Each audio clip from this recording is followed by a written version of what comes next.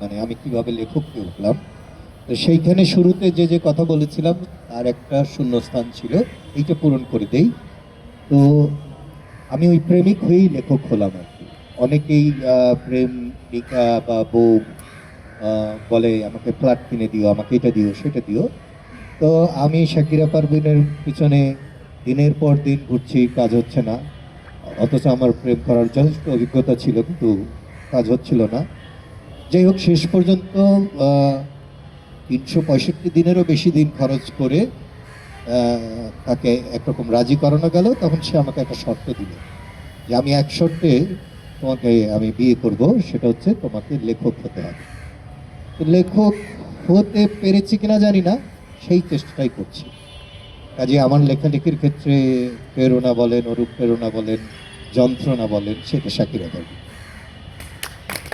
এখানেও আমরা একটি গোপন কথা মানে প্রকাশ্যে এসে গেল পেলাম।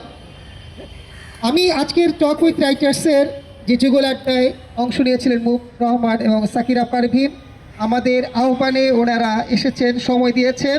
ঐতিহ্যের পক্ষ থেকে আমি এই দুজনকে ধন্যবাদ জানাচ্ছি এবং কৃতজ্ঞতা জানাচ্ছি।